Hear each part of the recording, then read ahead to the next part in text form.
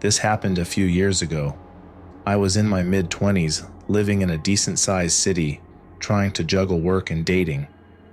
I had recently joined Tinder because, let's face it, meeting people organically is hard these days.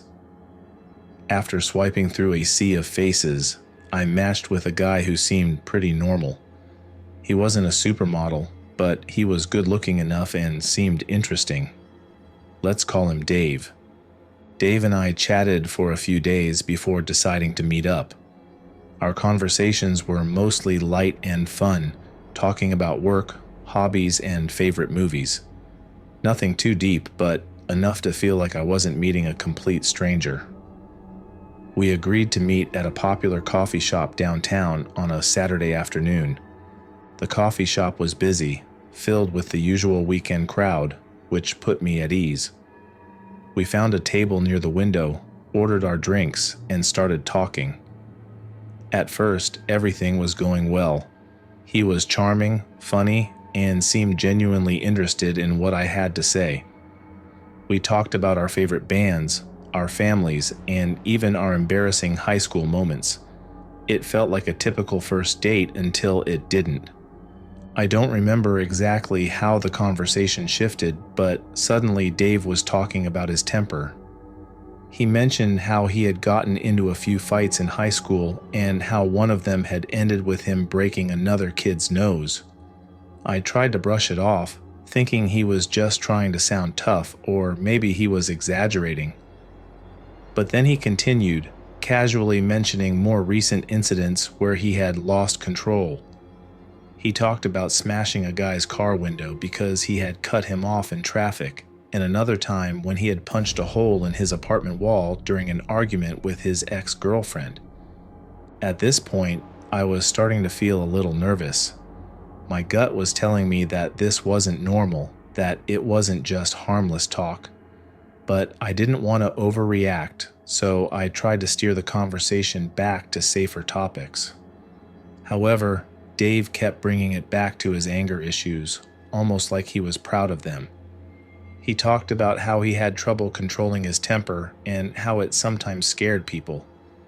But he always managed to laugh it off like it was no big deal.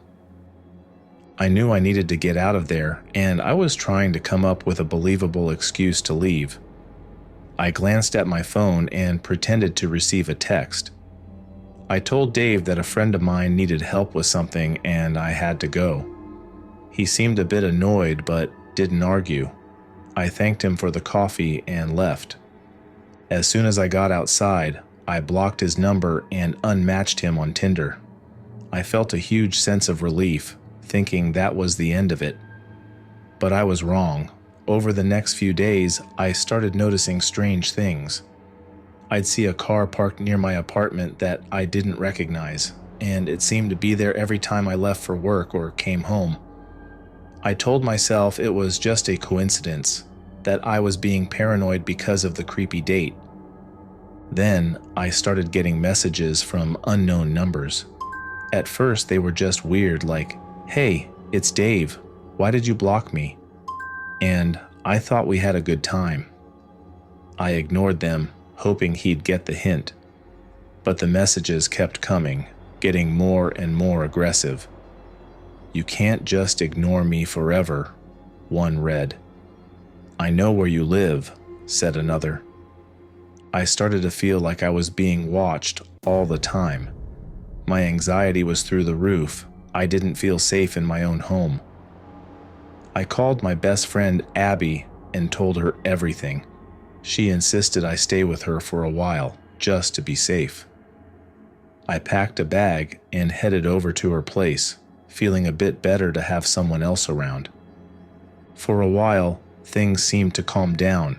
I didn't get any more messages, and I didn't see any strange cars or people around Abby's apartment.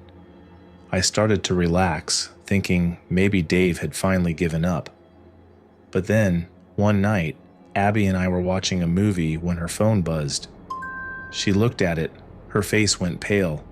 She handed it to me, and my heart sank when I saw the message. "You think you can hide from me?" it said. "I know where you are." We called the police. They took a report and suggested I change my phone number and keep a record of any further contact from Dave. They also advised me to get a restraining order if things escalated. Abby and I decided to stay somewhere else for a few days, hoping to throw Dave off if he was still watching us. We checked into a small motel on the outskirts of town. It felt like something out of a spy movie, but it was the only thing we could think of. The first night was uneventful, but on the second night we heard someone knocking on our door around midnight. We froze, not daring to make a sound. The knocking continued for a few minutes. Eventually, it stopped, and we heard footsteps walking away. The next morning, we checked out and went straight to the police again, this time with the motel security footage we had asked for. They assigned an officer to patrol the area around my apartment for the next few days and advised us to start the procedure to get a restraining order. The messages stopped, and I slowly started to rebuild my life, changing my phone number and taking other precautions. I never saw or heard from Dave again. I haven't used Tinder or any other dating apps since this happened.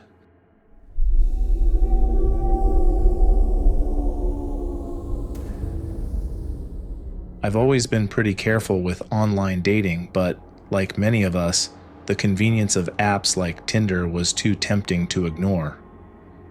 I'd been on a few dates before, some good, some bad, but nothing could have prepared me for what happened last year. I was on Tinder, and it started off like any other match. His name was Marco. He seemed charming, with a warm smile and a profile full of outdoorsy photos. We matched and started chatting. Marco was quick-witted, funny, and seemed genuinely interested in getting to know me. We talked about our interests, work, and even our favorite TV shows. After a week of chatting, we decided to meet up for lunch. Our first date was pretty great. We met at a cozy cafe downtown, and the conversation flowed easily. Marco was attentive and respectful, and I felt a genuine connection. I was relieved to have found someone who seemed so normal and kind. We continued to text and go on dates over the next few weeks, and everything seemed perfect. But then, things slowly started to change. Marco began to text me more frequently, asking where I was and who I was with. At first, I thought it was sweet that he was concerned, but soon it became excessive. He would get upset if I didn't reply within minutes. One night, when I was out with friends, he called me 10 times in an hour. I shrugged it off, attributing his behavior to insecurity or overenthusiasm. The real red flags started waving during our 4th week of dating. One evening, we were hanging out at my apartment, watching a movie. Out of nowhere, he started interrogating me about my past relationships, wanting to know every detail. His questions became increasingly invasive and aggressive, and when I tried to deflect, he got visibly angry. I felt a knot of unease in my stomach, but convinced myself he was just jealous and that it was normal. Then came the night that changed everything. We had planned a quiet night in, cooking dinner together. Things were going fine until I mentioned a male colleague from work in passing. Marco's demeanor changed instantly. His face darkened, and he started accusing me of cheating. His voice was low but filled with rage. I tried to calm him down, explaining it was just a work relationship, but he wasn't having it. The argument escalated quickly. He began yelling, calling me names and accusing me of things that weren't true. I was terrified, but what happened next was beyond anything I could have imagined. In a flash, he lunged at me, wrapping his hands around my neck. I couldn't breathe, and the room started to spin. I clawed at his hands, trying to scream, but no sound came out. I thought I was going to die right there in my own kitchen. Somehow, I managed to knee him in the groin, and his grip loosened just enough for me to break free. I stumbled backward, gasping for air. Marco was still on the floor, clutching himself and yelling at me. I didn't waste a second. I grabbed my phone and ran out the door, not even bothering to put on shoes. I ran to my neighbor's apartment and banged on the door until they let me in. I called the police, and they arrived quickly, but by the time they got to my apartment, Marco was gone. I gave my statement, and they assured me they would do everything they could to find him. Shaken and terrified, I stayed with my friend that night. In the days that followed, I changed my locks and got a security system installed. I blocked Marco on every platform and changed my phone number. But the worst part was discovering that Marco had a history of similar violent incidents. After some digging, I found out he had been arrested multiple times for assaulting previous girlfriends. He had a pattern of charm, possessiveness, and then violence. I felt sick to my stomach. For a while, I lived in constant fear, dreading that Marco would find me. I barely slept, and every noise outside made me jump. The police kept me updated on their investigation, but there was no sign of Marco. I started to feel like a prisoner in my own home, too scared to go out unless absolutely necessary. One evening, about a month after the incident, I received a call from a detective working on my case. They had finally tracked Marco down. He had been hiding out in a neighboring city, but an anonymous tip led the police right to him. The relief that washed over me was indescribable. Marco was arrested and taken into custody. Knowing he was behind bars made me feel a little safer, but the trauma of what I'd experienced still haunted me.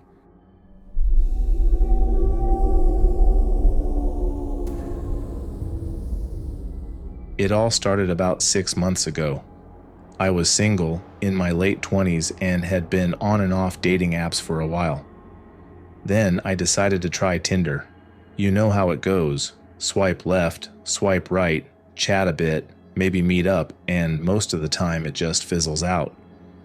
But then I matched with a guy who seemed different. His name was Alex, and his profile was the perfect mix of charming and down-to-earth. Alex described himself as a successful entrepreneur. He had photos of himself in various exotic locations, always looking sharp in well-tailored suits. He mentioned that he loved fine dining, traveling, and living life to the fullest. He seemed like someone who had his life together, and I was intrigued.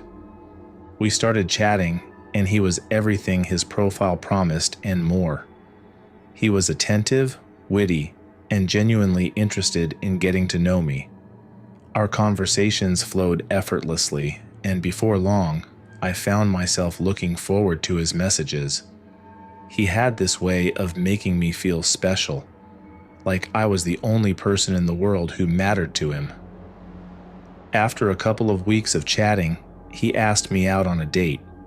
He suggested a fancy restaurant downtown, one that I had always wanted to try but never had the chance.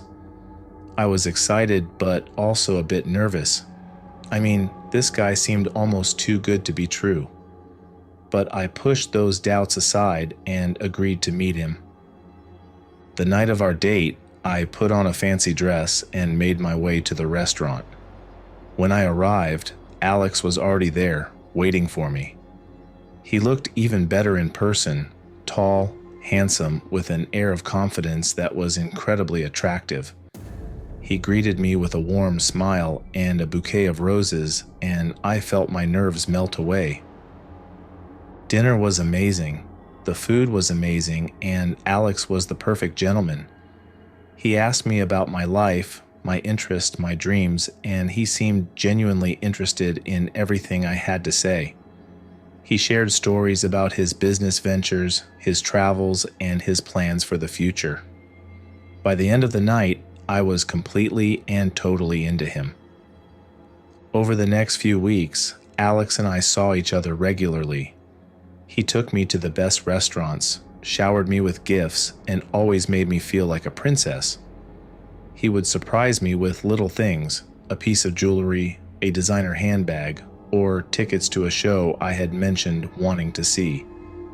It was like something out of a fairy tale, and I was living it. I introduced Alex to my friends, who were all impressed by him. They told me how lucky I was to have found such a great guy, and I couldn't help but agree. Everything seemed perfect.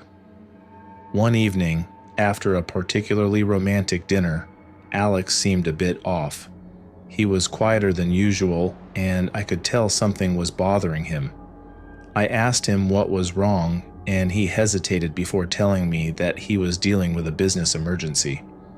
He explained that one of his investments had gone south, and he needed to come up with a significant amount of money quickly to fix it. I felt terrible for him. He had always been so generous with me, and I wanted to help him in any way I could. He assured me that he didn't want to burden me, but after some coaxing, he admitted that he could really use a loan. He promised to pay me back in the next week or two.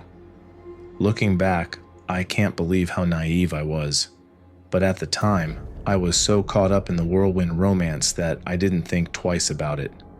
I agreed to lend him the money, $40,000 that I had been saving for a rainy day. He thanked me profusely and told me how much it meant to him. I felt like I was doing something good, helping the man I cared about in his time of need. The next day, Alex was gone. His phone was disconnected, his social media profiles were deleted, and he was nowhere to be found. Panic set in as I realized what had happened. I had been scammed. I felt sick to my stomach. I couldn't believe that the man I had fallen for, the man who seemed so perfect, had just disappeared with my money. I felt humiliated and foolish. I didn't want to tell anyone what had happened, but I knew I needed to.